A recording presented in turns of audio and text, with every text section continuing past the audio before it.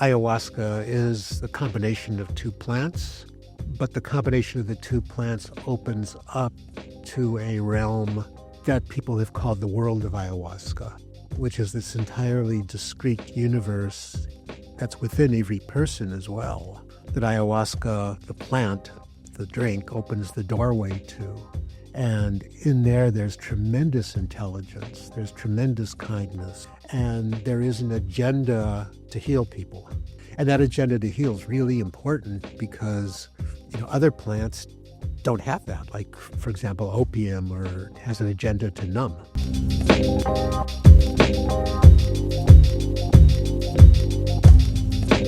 Dr. Richard Grossman, thanks for joining me on the Mindful Movement podcast. It is a pleasure. Nice to meet you. I'm glad you reached out. 40 years of experience in the Asian medicines, acupuncture, Chinese medicine, natural health care. That's something that I've gravitated towards over the years when I learn about different healing modalities. And not a lot of people out there say they have 40 years experience of it. And it seems like the last couple decades, you've spent a lot of time in Amazonian shamanism. And I guess you have a lot of tools in the toolkit. Yeah, I was told once that you can judge a person by the number of tools they have in their toolbox. And at that point, I decided to get as many tools as I could because, the old adage, if you give a person a hammer, all they see are nails, is really true. And I hate using cliches, but I'll probably use a few because they work.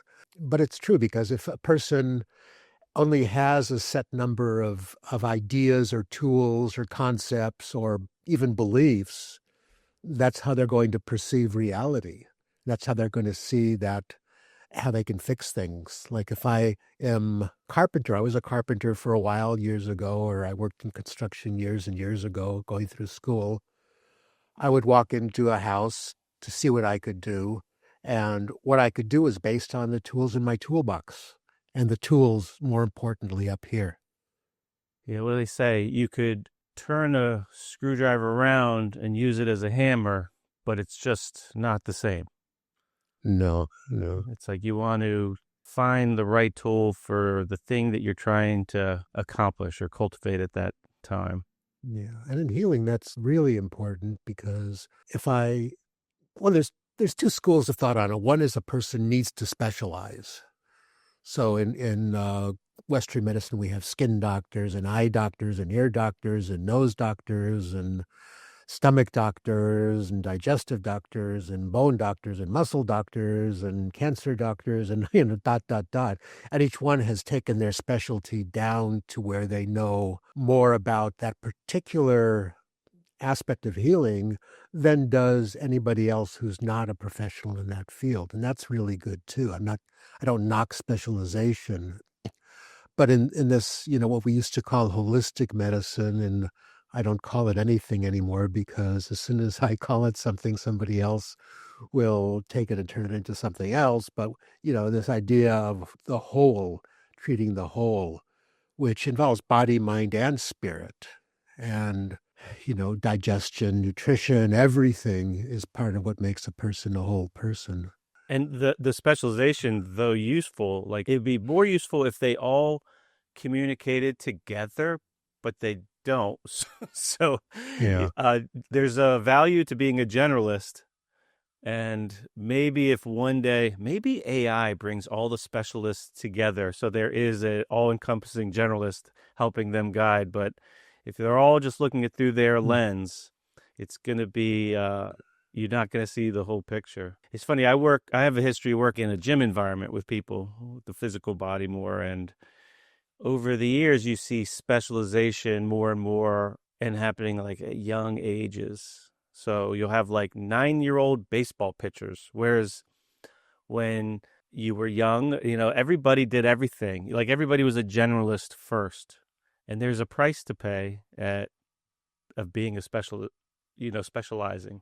So you have a book that's out now, Trust and Forgive, the medicine of your life. How did all this experience in these different healing modalities lead you to write a book about trust and forgiveness? I think, writing that book was quite a endeavor on my part because I'm not a writer.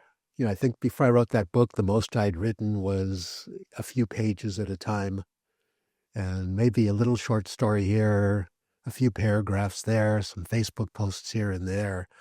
And suddenly I'm, sitting down and realizing that I'm going to be writing a 80,000 page book, 80,000 word book, excuse me. It's not 80,000 pages. That might be a tough one to sell. 80,000, 80,000 pages is chapter 1, right? So how did I get there was, when you read the book, when a person reads the book, they'll recognize something that it took me a while to recognize about myself. I've had a really wild life, and wild in that many extraordinary experiences have been part of who I am and part of what's influenced me and part of what made me who I am. So none of those things created me. For example, we're talking about 9-year-old baseball players or pitchers. I start off the book by talking about something that happened to me, which was when I was around 9 years old, 10 years old. I don't remember exactly when. We had an assignment in class for what do you want to be when you grow up? Like, what a ridiculous thing to ask a child, really. But the whole gamut of the room, the people in the room was, I want to be whatever their father was or whatever their mother was. I want to be a doctor. I want to be a lawyer. I want to be the president. I want to be a pilot. I want to be a fireman.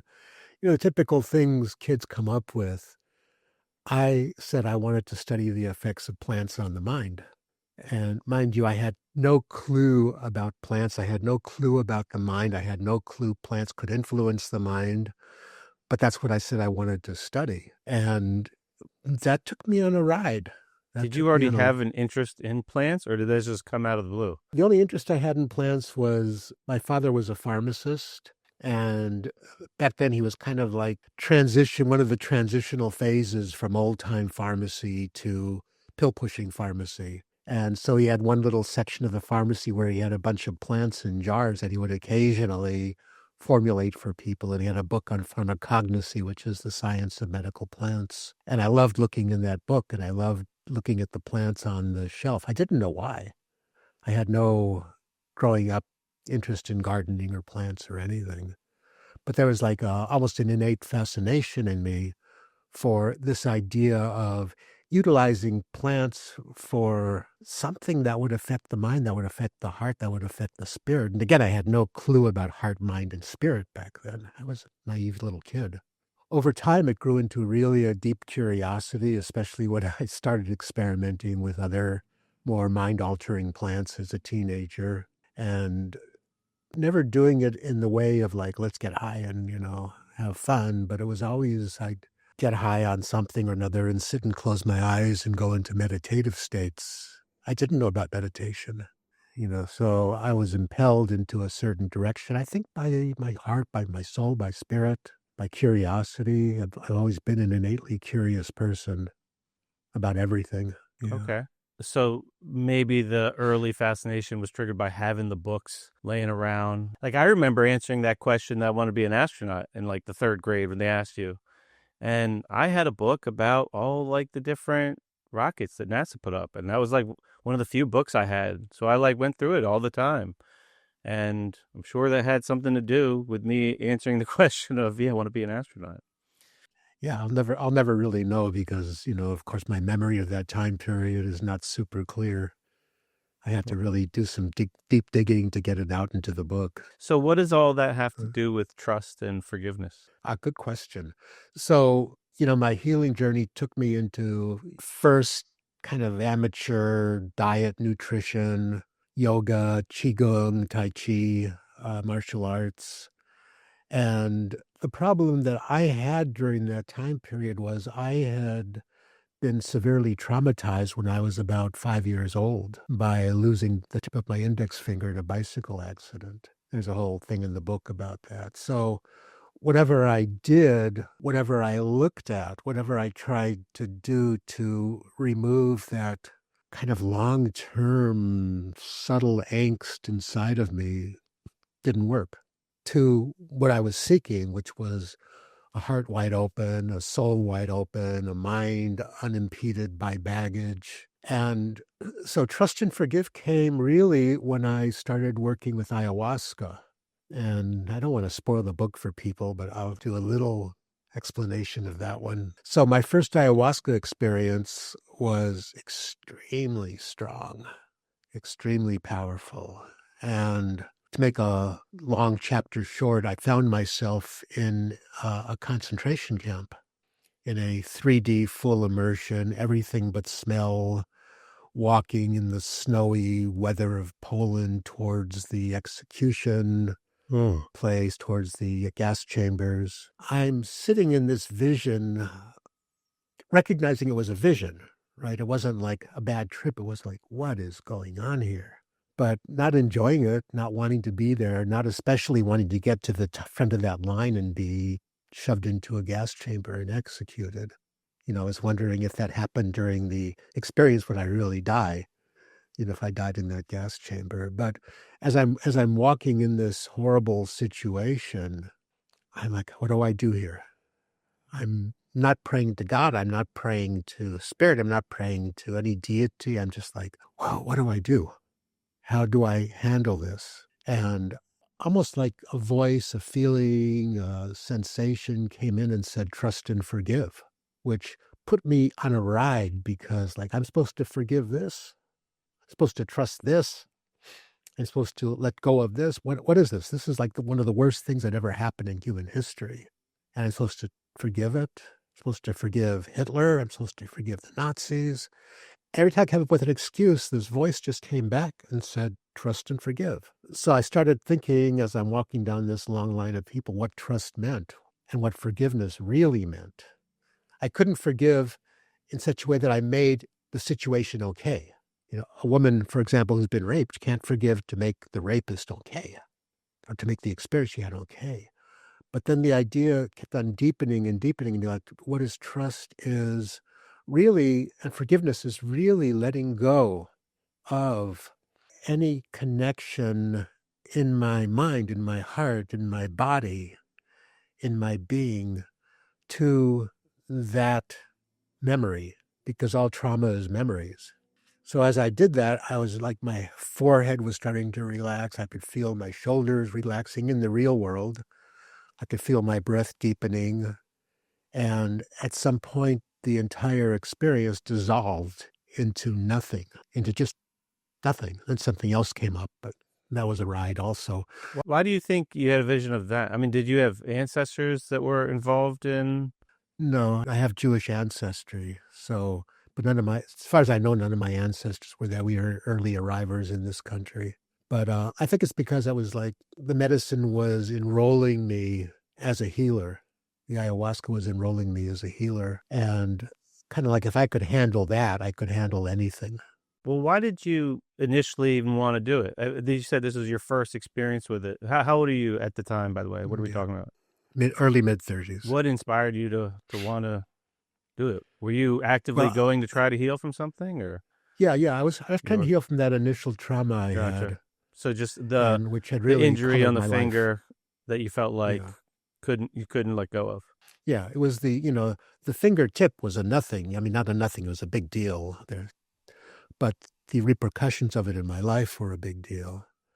And so, I grew up with digestive disorders. I grew up with really not a happy childhood, not a happy young adulthood either. And so I started, like I mentioned earlier, I had this fascination with plants. So I had a friend, still have a friend, who was working with therapeutic use of different substances, plants and chemicals. And I started working with him and made some progress. It was really good work. Made some progress, let go of a lot of stuff. But there was still on a really deep level something that had not yet been dealt with. And so one day he calls me up and says, "Hey, I brought some ayahuasca from Peru. You've got to try this. This is the medicine for you." And so I thought about it deeply for about a tenth of a second and said yes. And that was how that experience started. And by the time that whole thing, I didn't end it turned out to be Auschwitz where that vision was happening. And it didn't end there. It kept on going back and back and back in time, through lifetimes, through human misery, through whatever it was. I'm not going to put labels on it. I don't like to label things. I like to keep them open-ended. But it ended up with everything gone. And I was just floating in this beautiful, peaceful, clear, sweet place, almost like I was a moth outside, flirting from flower to flower, drinking the nectar out of the flowers. And it was a major shift in me because that was the moment when I had the realization that I wanted to work with ayahuasca as my medicine, as something I wanted to provide for people. So that's what you've been doing since, like hosting ceremonies, or? Well, it took me about 10 years to get to hosting ceremonies, 15 years. I don't know. I'm bad with time, but a number of years to Okay. It's like the past is amorphous, but a number of years, 10, 15 years to get to where I could actually have the competency and the self-healing. That wasn't the end of my healing. That was the beginning of it. To have the competency to actually lead a ceremony. And that's what you currently do these days? It's what I've been doing. Now I'm doing more writing than leading ceremonies. Yeah, I'm still occasionally doing that in various places around the world. What is it about? I've never used ayahuasca, but I've heard some extraordinary stories about it. I mean, what is your take, Richard, on what is going on there? Like, why is that plant allowing people to heal from things that seem to be really challenging to find solutions for outside of those types of tools? That's the $20 billion question as to why ayahuasca. And in my experience with it, here's a leap of faith from Western mindset into shamanic mindset, is that ayahuasca is the combination of two plants, but the combination of the two plants opens up to a realm that people have called the world of ayahuasca, which is this entirely discrete universe that's within every person as well, that ayahuasca, the plant, the drink, opens the doorway to. And in there's tremendous intelligence. There's tremendous kindness, although some people might disagree with that at certain points during an experience, but there's tremendous kindness. And there is an agenda to heal people. There is an agenda to heal. And that agenda to heal is really important because, other plants don't have that. Like, for example, opium has an agenda to numb. Right. So do you think that agenda exists within the plant, or do you think the plant is almost like a key that unlocks some dimension that everybody has access to? We just don't have the sensory organ to tap into it on our own easily, and it's just like opening the door for us. Yes, the second. Yeah, the plant is the key in the doorway, in the door that most people don't even know that they have. Right. So it's finding the door, being willing to put the key in, being willing to turn the key, and then being willing to walk through the door. Do you feel that ayahuasca invites you through the door or shoves you through the door? Whatever you need. The shoves through the door is terrifying to me. I've tinkered a little bit with different psychedelics, and I don't know. I'm fearful of ayahuasca. I don't know if it's my body trying to protect me and hiding me from something that I'm not ready for or what. Part of it is just the logistics too. Like, I hear that, you should go to Peru to do it. You should take a week. And it's like, I find travel in general stressful.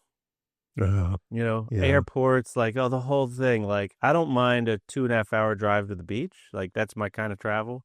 But like the ordeal of going to another country for a week, like that in itself might be the majority of the fear I have, just because I just don't like that. And maybe if it was in my backyard, I'd be more open-minded. But are there other psychedelics that you personally work with when you're leading people through like healing experiences or experiences with an intention to heal? Maybe I assume sometimes it doesn't go so well. So far, knock on wood, it goes very well for me for the most part, 99%. I'll work with San Pedro, which is another South American cactus. And for some people, it's better because ayahuasca can be spooky. And San Pedro's not spooky.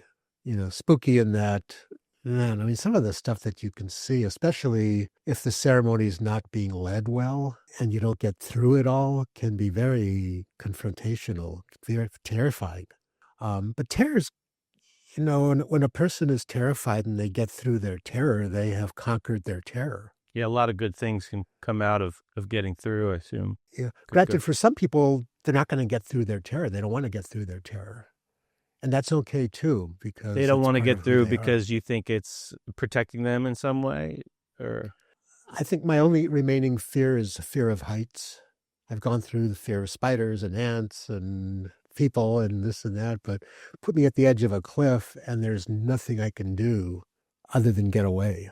And I've hypnosis. Well, now that you said that out loud, your next ceremony might put you there. I said that out loud 20 years ago. Okay.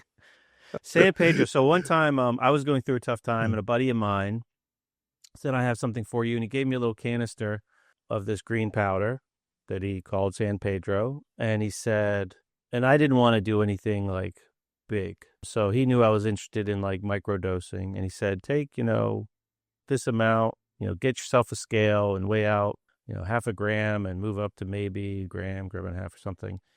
And I got to tell you, I did it. He said, do it every 3 or 4 days for a couple months. And it had such a tremendous impact on me. I mean, it was at a time where I really needed something to divert my mind or change the course of these like negative thought cycles I was having about some emotional stress I had that stemmed from like really young age. And man, it like was the perfect medicine at the perfect time. It was, and I tried to explain to some friends like what it's like, and the best I could come up with was it was like taking a teaspoon of the sun in the morning, and you just had this like, when you walk out in the sun, if you've been inside all day and it just hits you, especially like coming out of the winter or something, it's just like, it's so delicious to the body. Like everything, the whole body is just like, yes, like I needed this so much. It's so nourishing in this bright, nourishing way.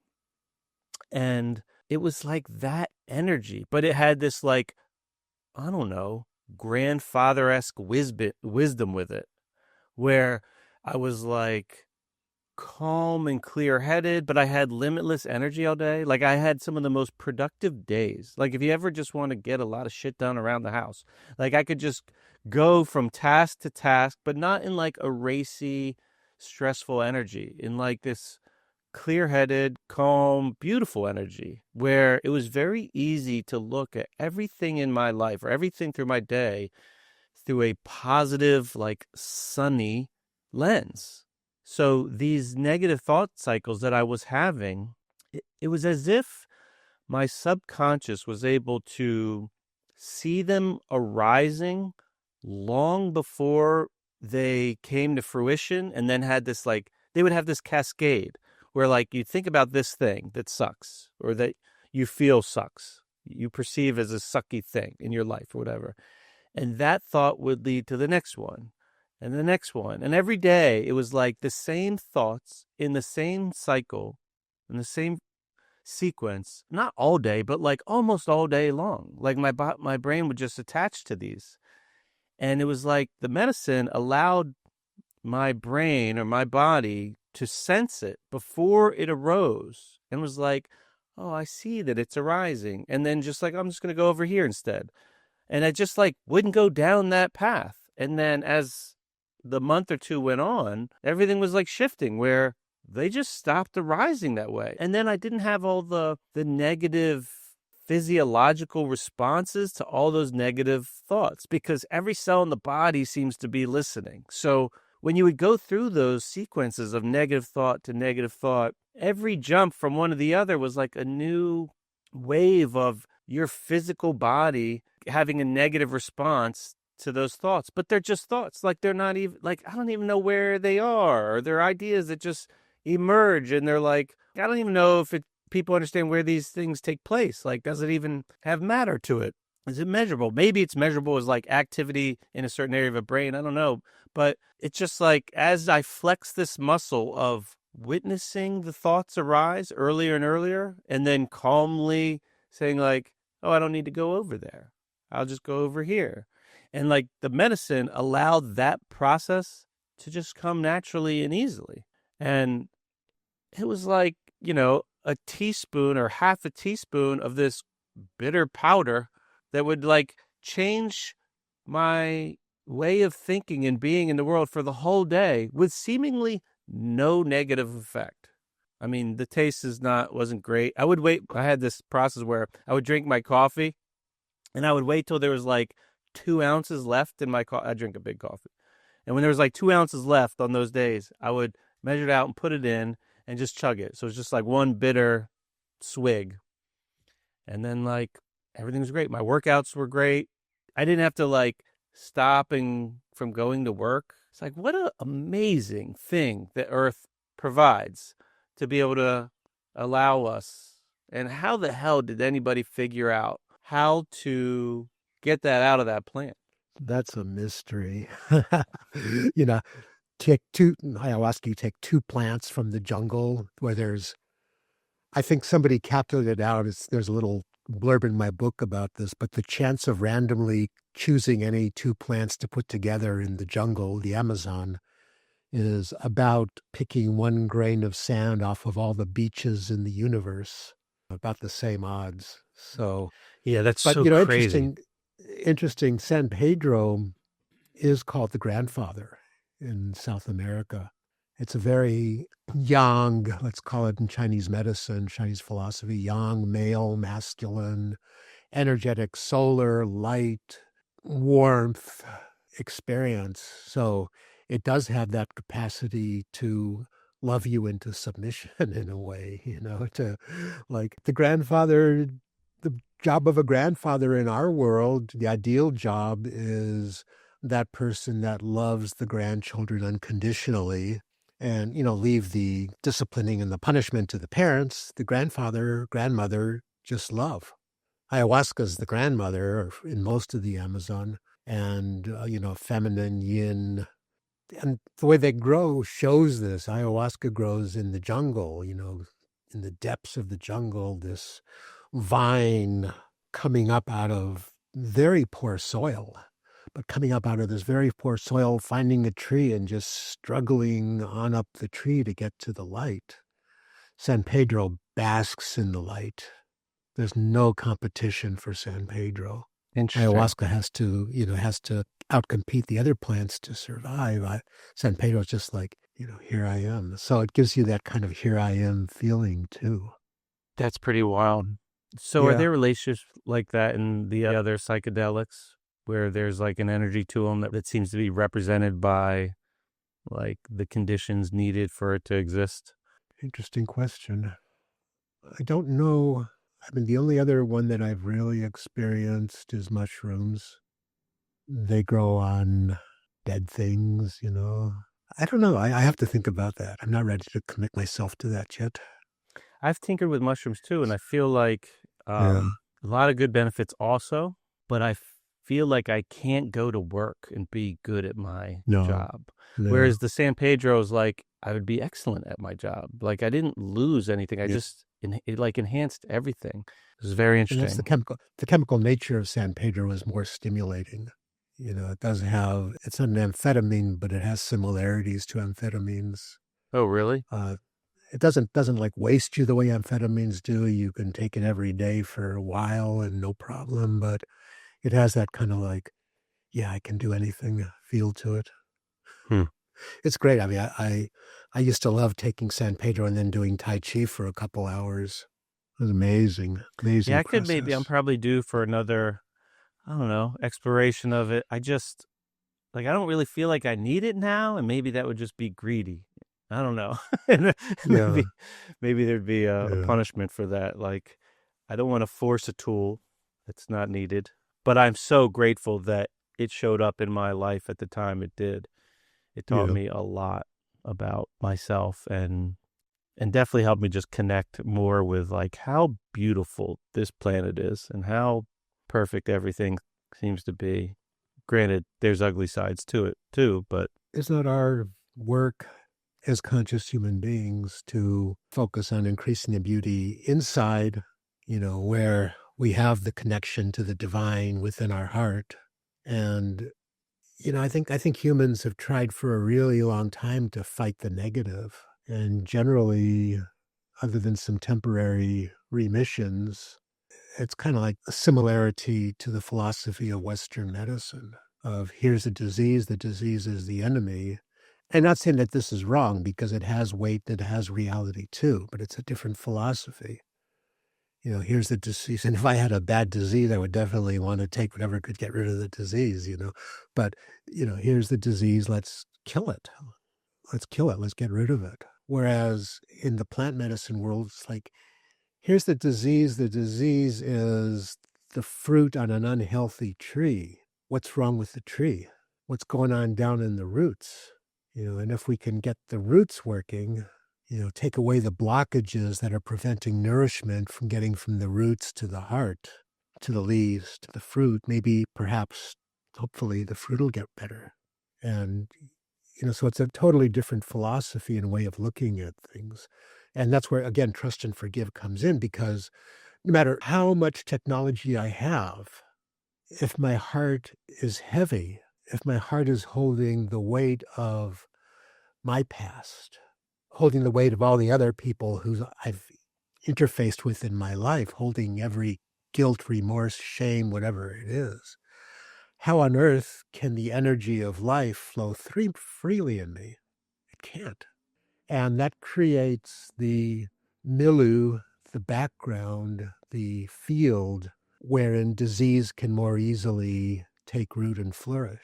It's like the old naturopathic thing is like, which does the mosquito create the swamp, or does the swamp create the mosquito? You need the swamp to make the mosquito. The mosquito's not going to make the swamp. The mosquito is the disease. The swamp is the background of body, mind, and spirit. Body, mind, and soul, if you will.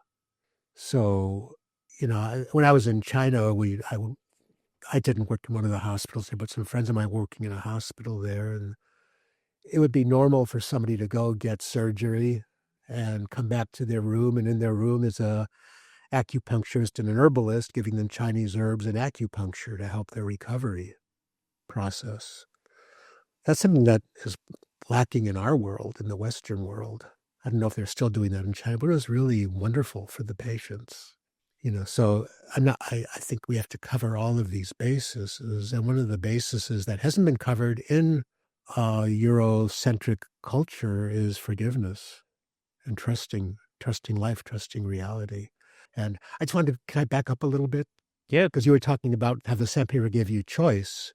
And if we go back in mythological time periods, there's always the idea of the god at the crossroad.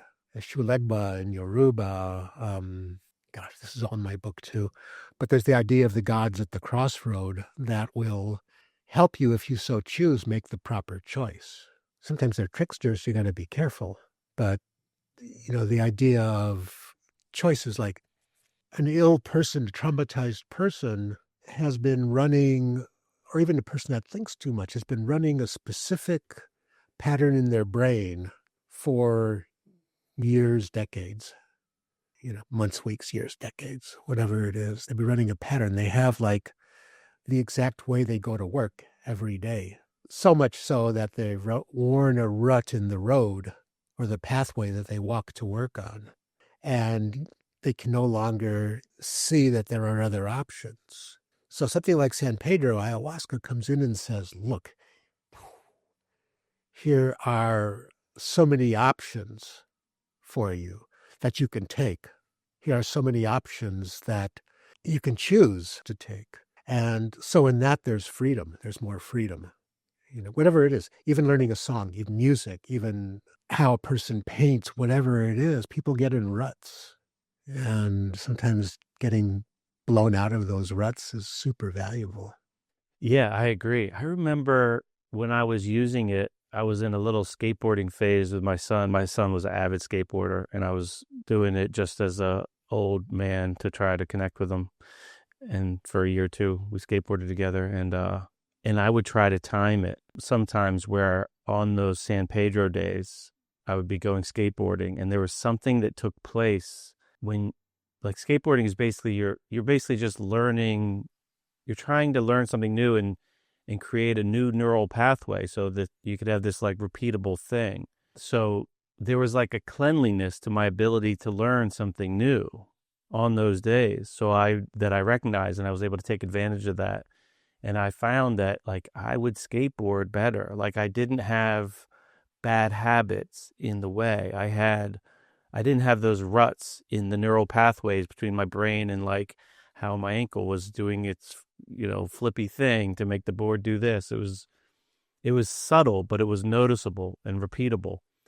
And I would even like pair it with some other mushrooms like lion's mane or something to get like that, what is it, brain-derived neurotropic effect, like the creation of new neural pathways, like just get some fuel for that when I was trying to learn a high-speed mechanical activity.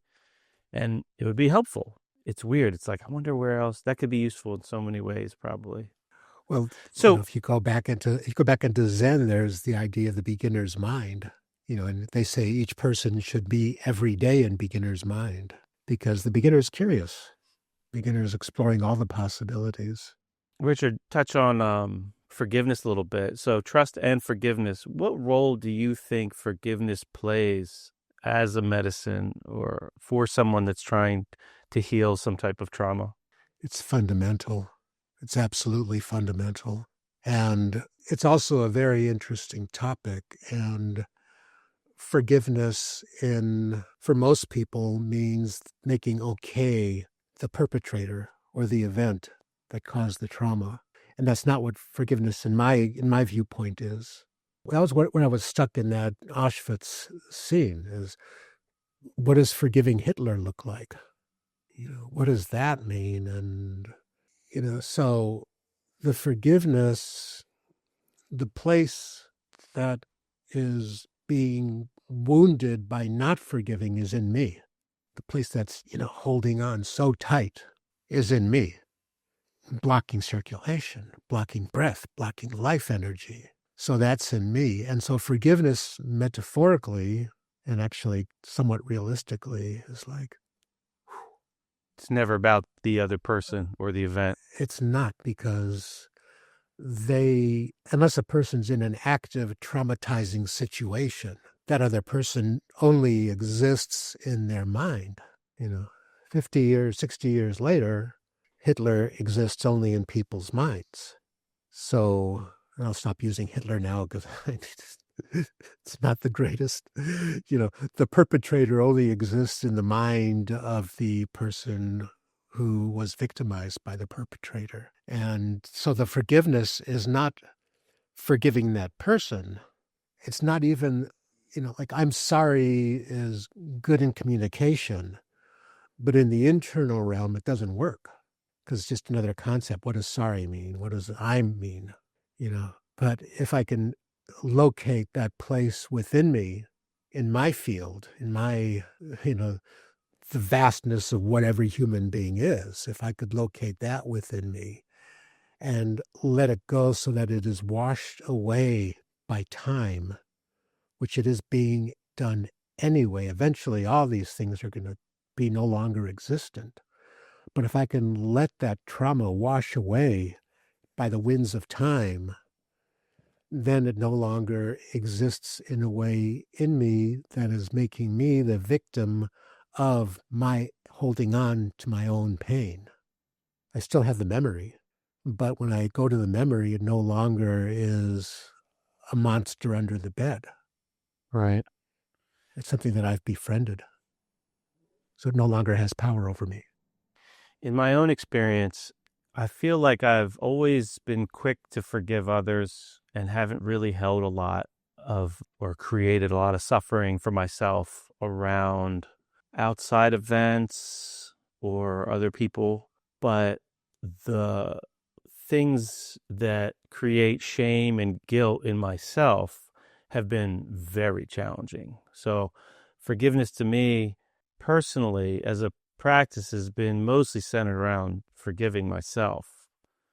And that's been quite a journey ongoing. And I've made a ton of progress of that, but it's, there's more. For sure, there's more. But my wife once said something that was very interesting to me.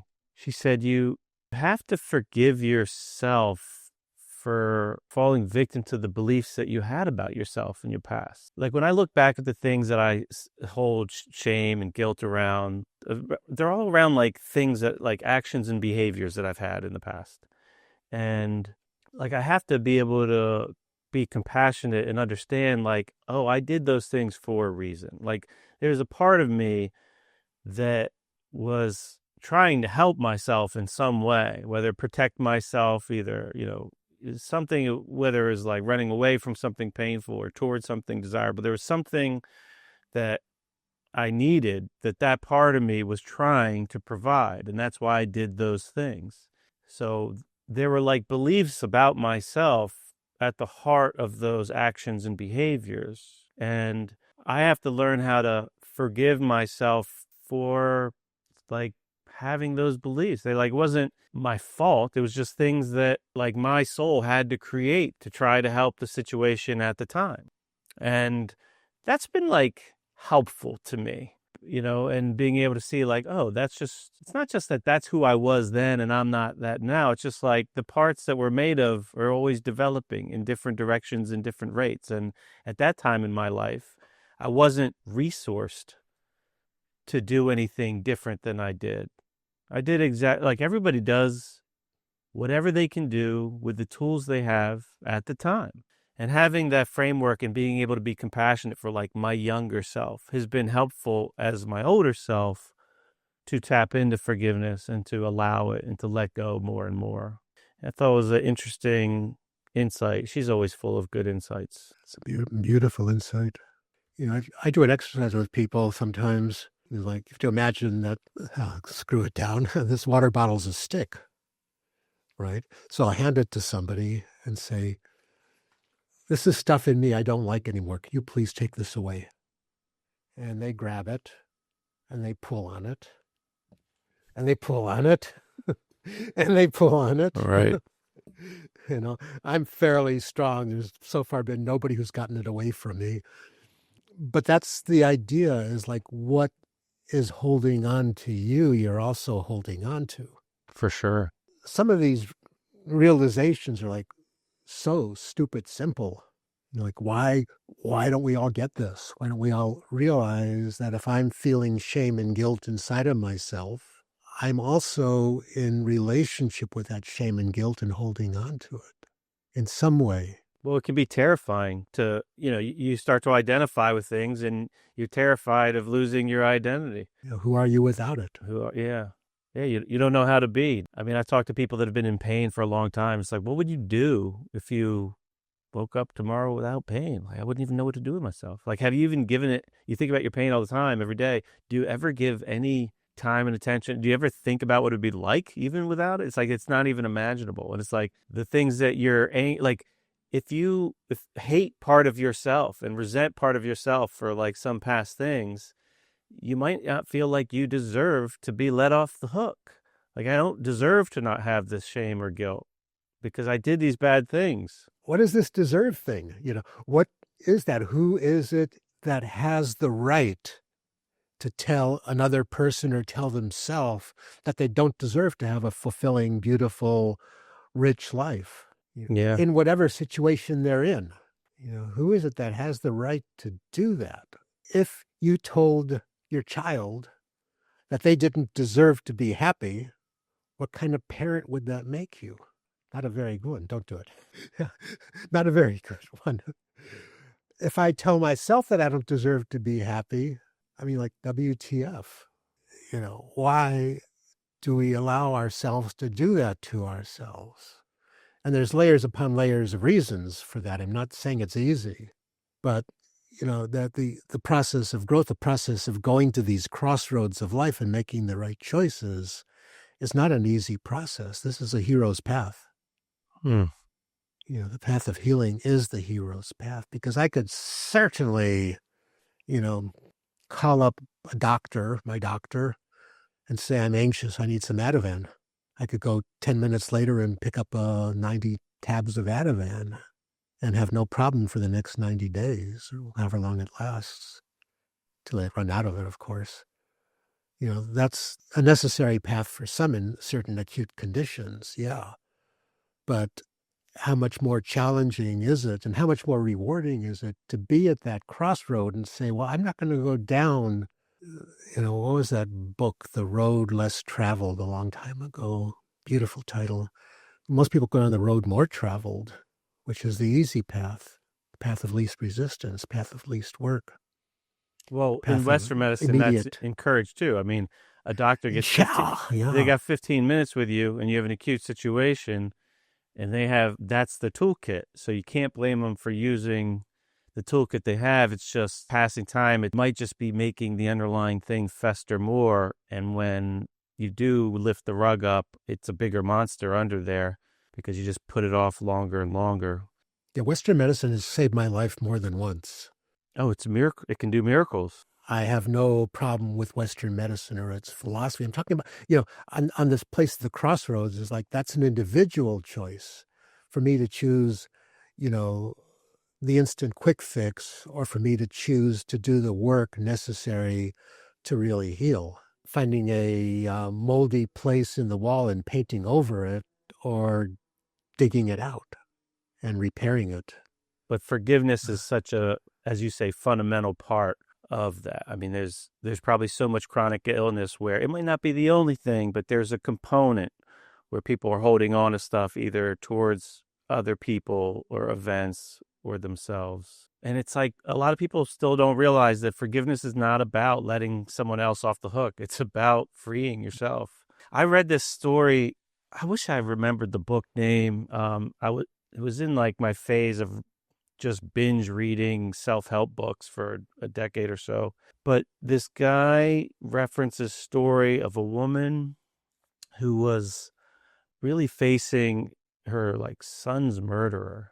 So her son was murdered, and I'm going to butcher this, but long story short, she winds up showing up to the trial, or when her son's murderer gets out of prison, and she realizes he doesn't really have anything in his life. She winds up like taking him in, employing him, housing him, and eventually adopting him. Adopts her son's murderer.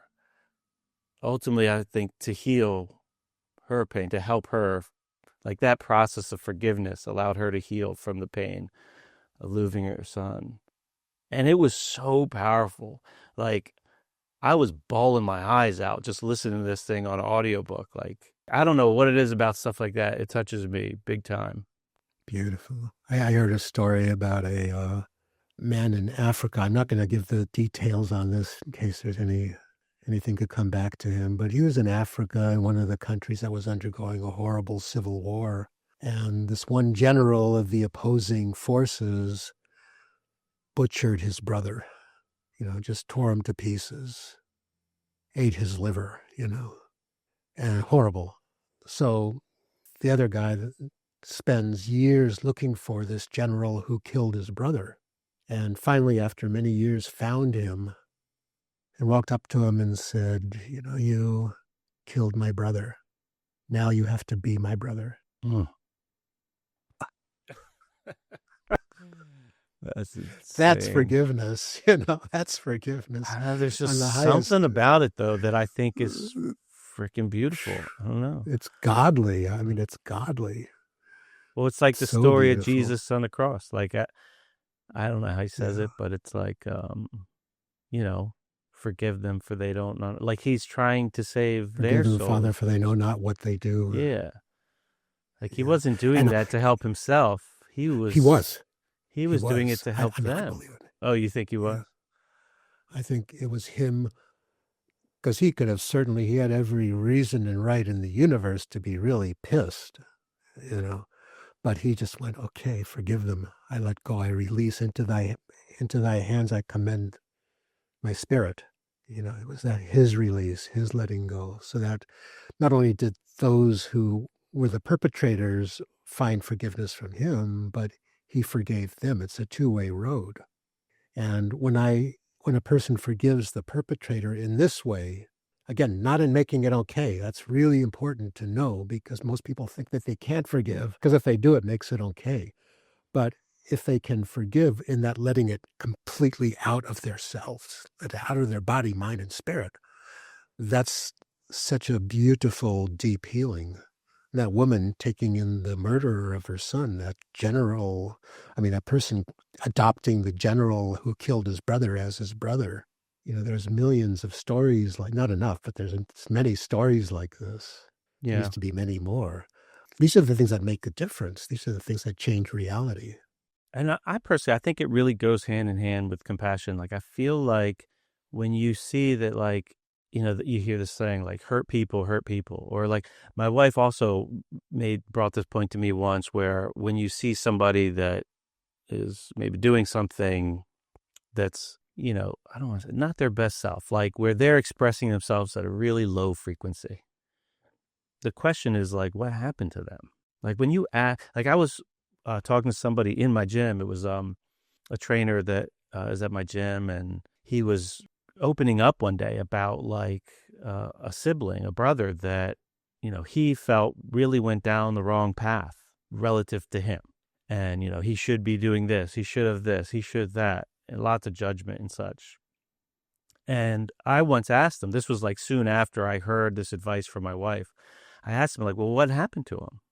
And he was like a deer in the headlights. Like, he never pondered that question.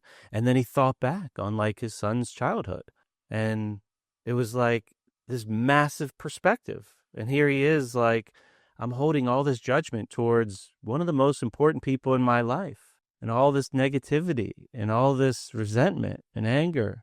And it's like, oh, I see why he did those things. It's like an on-ramp to forgiveness. It's like understanding. It's like, oh, I could see, like, when you see somebody that was raised in just a very different scenario than you could see that, oh, they were a product of our environment. So, like, what do they say? You're the average of the 5 people you spend the most time with.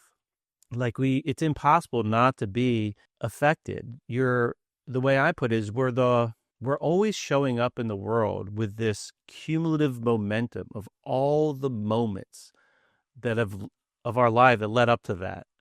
And people say, well, oh, if I was them, I would do something different. It's like, no, you wouldn't. If you were them, you'd do the same damn thing, because that person can only do the thing that they're doing because their life brought them up to that moment. Yes. The collection of every amount of stress, every good or bad night's sleep, every shitty teacher or great teacher or role model they had, all led to that. They can't do anything different. Now, we change over time, but in a moment, you can't do what you're going to do 30 seconds from now any different than what you're going to do 30 seconds from now. This is where plant medicines can come in really handy. And even if not plant medicines, the philosophy or the work of trusting and forgiving can come in really handy. I'll tell you two short stories that have really influenced me a lot. When I was practicing Aikido, one of the big teachers was talking about how when he lived in Japan for many years, and he was several Dan black belt, several degrees of black belt in Aikido. He could take care of himself, strong, big guy. And one day he's on a bus or a subway, I don't remember which. Let's call it a bus. And this guy came on the bus, and he was drunk, and he was bothering all the passengers and being obnoxious. And as he's getting closer and closer to him, he's thinking, I can take this guy. I can get him off this bus. I can take care of him. I'm tough, I know Aikido. I'm good. And the guy's getting closer and closer. And then a couple of seats in front of him is this older man sitting with, on the edge. And he slides over and pats the seat and says, "Here, my friend, come sit here." And the drunk guy, being obnoxious, sat down. And the old man looks at him and says, What's your pain? Tell me about your pain. And he broke down crying. His wife had just died, and he was drunk. And, so he spent the whole bus ride or train ride crying on the old man's shoulder until he felt better. And my friend, my teacher, saw this and said, well, that's Aikido. That's martial arts. That's the highest martial arts. And then one other thing is, I had a woman in one of my ceremonies a while ago who had not spoken with her mother in 30 years. Just nothing but hate for her, both directions, bidirectional hate. And she spent the entire ceremony forgiving every single aspect of every drop of any connection that she had to her mother until she was clean of it. Ceremony ends, she goes to her room, picks up her phone. Her mother had called her. First time in 30 years. Huh. So if I'm healing here, I'm also at least creating the space for there to be healing out there. That's one of the miracles of this work, is your judgment on, or that man's judgment on his son locked his son into being trapped by his judgment. Because it's, who's holding on to what? Right. And so that's a beautiful arc that healing can take, is that it won't always happen, but it does happen. Things like that. Well, I applaud you for playing your role and trying to make it happen more often for people, make the world a better place, man. How do people find out more about you and obtain your book? Really easy. So in Egyptian cosmology, there's the idea that when a person dies, they go in front of Osiris, I believe, who takes their heart out and gives it to Maat, who puts it on a scale, and on one side is the heart, on the other side is the feather. So if the heart weighs more than the feather, the person doesn't get to move on to heaven. And so I called my thing Heart Feather. Okay. Many years ago. So heartfeather.com, all one word, so that we may learn to have our hearts as light as a feather, so that when we are judged, which is every moment of every day, our hearts can be getting lighter and lighter and lighter. And the book is available on there? It's not available there. There's a link there, but it's on Amazon also. Okay. Trust and Forgive. Trust and Forgive. The Medicine of Your Life, Dr. Richard Grossman. I really appreciate you taking the time today. I'm glad you reached out. I really enjoyed our conversation, and likewise, honored to be a conduit for your message, and hopefully our paths will cross again sometime. For the listeners, always grateful for your listening. I hope you enjoyed it, and I hope everybody out there has a great day.